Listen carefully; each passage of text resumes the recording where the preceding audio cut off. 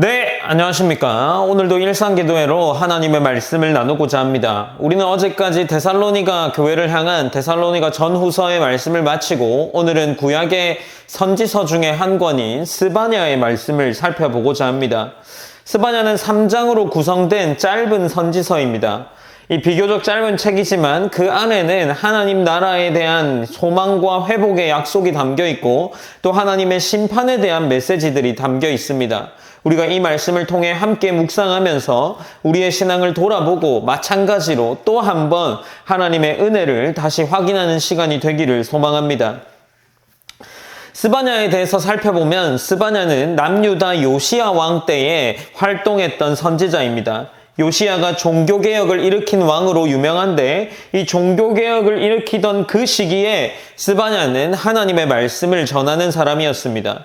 스바냐의 이름은 여호와께서 숨기신다라는 의미를 가지고 있는데 심판 가운데서 하나님이 당신의 백성을 지켜주시고 숨겨주신다, 곧 보호해주신다는 메시지를 담고 있는 것으로 이해할 수 있겠죠. 당시 유다는 겉으로는 번성한 나라였습니다. 그러나 내부적으로는 하나님을 떠나서 우상 숭배와 부패가 가득했기에 하나님의 심판을 면할 수 없는, 피할 수 없는 상황이었습니다. 이 스바냐는 크게 두 가지 주제로 기록되어 있는데 첫 번째는 여호와의 날, 곧 하나님의 심판이 반드시 임한다라는 기록이 담겨 있고, 그리고 둘째는 심판 후에 하나님은 이 남은 자를 통해서 이스라엘을 다시 회복시켜야 할 것이다 라는 약속을 주시는 것입니다. 이 말씀은 단순히 고대 이 이스라엘 백성과 유대 백성에게만 해당하는 것이 아니라 오늘을 사는 우리에게도 동시에 영적인 경고가 되고 그 경고를 통해서 우리에게 소망을 열어주는 말씀이다라고 할 수 있는 거죠. 오늘 스바냐 1장 1절은 이 말씀은 다른 선지자와 마찬가지로 스바냐 선지자를 소개하는 글로 시작하고 있습니다. 특별히 이 스바냐 선지자가 소개되는 글에서 이례적인 부분이 있다면 무려 4대에 걸쳐 기록되어 있다는 겁니다. 보통의 선지자들의 서두는 간단히 선지자의 이름과 그의 활동 시기를 밝히는 정도, 그리고 그의 아버지의 이름을 밝히는 정도인데 스바냐는 특별히 자신의 뿌리를 4대나 걸쳐서 기록하고 있습니다. 스바냐는 히스기야의 현손이요, 아마랴의 증손이요, 그다야의 손자요, 구시의 아들이었더라 라고 말하면서 4명이 기록되어서 소개되고 있는 거죠. 그 이유는 몇 가지로 살펴볼 수 있는데 대표적으로 첫째로 그의 아버지 이름이 구시라는 이름이었기 때문에 이 아프리카에 있는 이방 민족인 구스를 연상하게 하기 때문에 그의 아버지의 이름까지 함께 기록해 나가는 겁니다. 그러나 두 번째에 있는 그 이유가 더 중요한 것으로 보이는데 히스기야 왕과 연결하여 보여줌으로써 그의 정체성과 권위를 나타내기 위해 기록한 것이다 라고 할 수 있겠죠. 히스기야는 어떤 사람이었습니까? 마찬가지로 하나님이 이스라엘을 하나님의 나라로 돌이키기 위해 노력했던 한 왕이었던 겁니다. 그래서 하나님의 역사 속에서 이 분명한 뿌리를 두고 있는 것이 이 스바냐의 말씀이다라는 것을 보여주고 강조하는 것이 이 1절의 역할이라 할 수 있겠죠. 이 본문은 이제 2절로 이어지면서 하나님의 말씀이 전달되고 있습니다. 2절 본문은 이렇게 기록되어 있죠. 여호와께서 이르시되 내가 땅 위에서 모든 것을 진멸하리라 라고 이야기하고 이제 3절로 이어지면서 하나님께서 심판의 대상을 이야기합니다. 3절에서는 사람, 짐승, 공중, 새를 이야기하고 그리고 이어서 바다의 고기까지 이야기합니다. 그런데 이것을 잘 살펴보면 창조 순서와 반대로 기록되어 있습니다. 창조 순서에서는 물고기, 새, 동물, 사람으로 창조가 되어지는데 오늘 이 3절의 기록에서는 사람, 짐승, 공중, 새, 바다의 고기로 기록이 되어 있는 겁니다. 그러니 그 심판의 순서를 볼 때 하나님이 창조 순서로 뒤집어서 기록한 것은 어떤 의미가 있을까요? 하나님의 심판의 날이 더 강력한 창조 세계의 대격변을 예고하는 것이다 라고 이해할 수 있는 거죠. 이제 본문은 그 심판을 계속해서 이어나가면서 기록하는데 곧 심판의 대상이 피조 세계 전체가 아니라 하나님이 지으신 사람의 그 초점이 맞추어져 가고 있습니다. 특별히 이제 3절 후반부에 보면 내가 사람을 땅 위에서 멸절하리라 라고 기록하는 부분에서 그것을 이해해 볼 수 있는 거죠. 그리고 나서 이제 4절에서는 그 심판의 대상들을 조금 더 구체적으로 기록하고 있는데 4절에서는 바알을 그곳에서 멸절하리라, 그리고 그마림이란 이름과 그 및 그 제사장을 아울러 멸절한다 라고 기록하고 있습니다. 바알은 우리가 잘 아는 이방신이었던 바알을 멸절하겠다는 것이고, 그마림이라는 것은 이 바알신을 섬기는 제사장이라고 할 수 있습니다. 이방신을 섬기는 제사장이었던 거죠. 그 이방신을 섬기는 제사장도 멸절할 것이다 라고 4절을 이어나가고 있습니다. 그리고 5절에서는 이렇게 기록하는데, 지붕에서 하늘의 뭇 별에게 경배하는 자들과 경배하며 여호와께 맹세하면서 말감을 가리켜 맹세하는 자들과 라고 기록을 하고 이어가고 있습니다. 곧 하나님만을 신뢰하지 않는 자들이 심판의 대상인데, 5절에서는 하나님의 이름으로 맹세하고 또 이방신의 이름으로 동일하게 맹세하는 자들이 심판의 대상자다라는 것을 기록하고 있습니다. 어쩌면 여러 신을 섬기는 일은 고대 문화에서 굉장히 익숙한 흔한 문화였지만 하나님께서는 이 일을 반대하시며 오직 자신만을 예배해야 할 것을 여기서 다시 한번 강조하고 있습니다.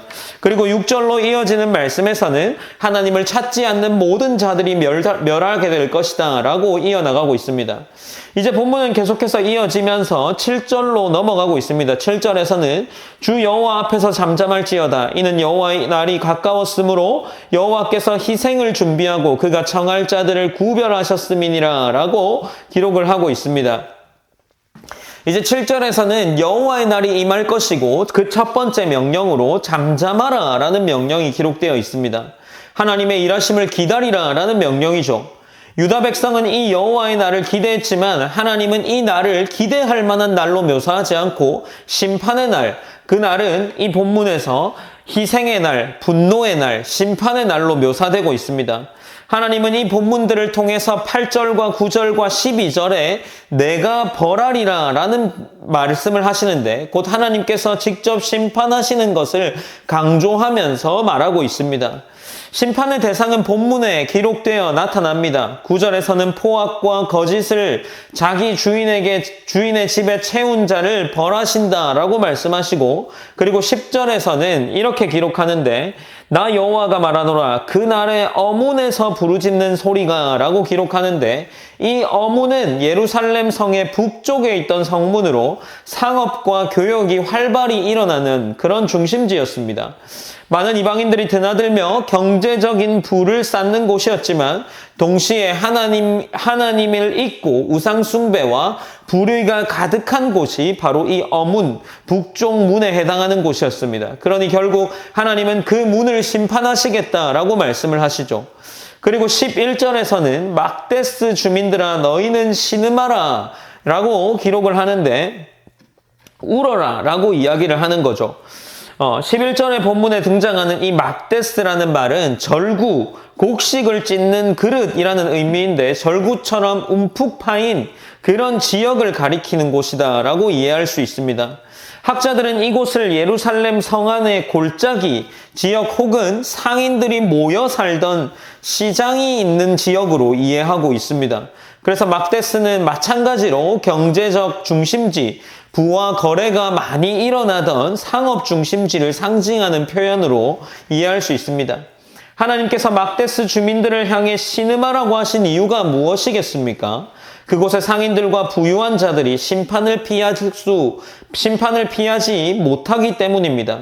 막데스라는 이름 자체가 절구라는 뜻을 가지고 있는 것처럼 하나님께서 그들을 마치 곡식을 절구에 넣고 찧어서 그 일을 행하는 것처럼 철저히 심판하시겠다라는 강한 경고의 의미로서 이 막데스라는 의미를 가지고서 사용한 것으로 생각해 볼 수 있죠. 이제 11절의 말씀으로 이어져 나가면서 결국 이 말이 이야기하는 것은 하나님이 단순히 종교적인 영역에서만 심판하는 것이 아니라 사회와 경제 그리고 권력이 있는 곳, 상업을 하는 모든 영역에서 하나님의 공의를 세워가시겠다라는 말씀을 보여주고 있습니다.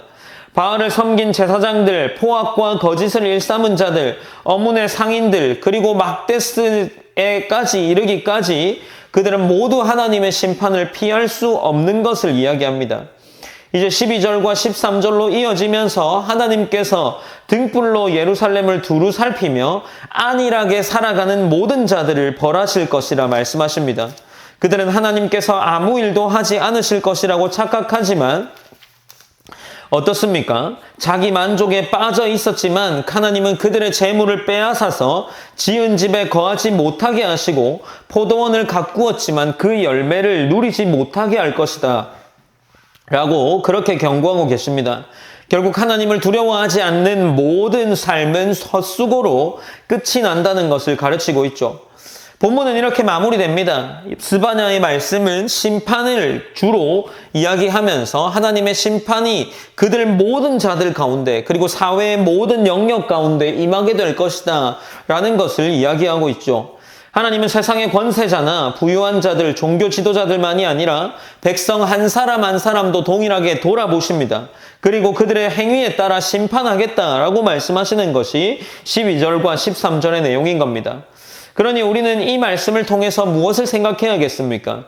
우리의 삶의 모습을 회개하면서 우리 또한 하나님을 온전히 의지하기를 기도해야 할 것입니다.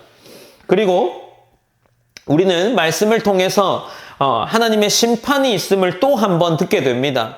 이 선지서와 성경의 대부분의 기록들은 하나님께서 죄로부터 돌이키라라는 메시지입니다. 그러므로 우리 또한 이 심판의 메시지를 보면서 우리가 하나님 앞에 온전히 예배자로 세워지기를 기도해야 할 것입니다. 우리가 오늘 우리의 삶을 돌아보면서 그리고 오늘 계속해서 나아가는 우리 한 주간의 삶의 모습을 다시 한번 회개하며 온전히 하나님을 의지하고 온전히 하나님 앞에 예배자로 세워지기를 기도하는 그런 시간이었으면 합니다. 우리가 오늘 본문을 기억하면서 스바냐가 경고한 이 경고의 메시지가 우리의 삶에도 경고의 메시지가 되기를 원합니다. 제가 기도함으로 오늘 일상기도회를 마무리하겠습니다. 사랑의 하나님 감사합니다. 하나님 오늘도 일상기도회를 통해서 하나님의 은혜를 세워나가고 있습니다.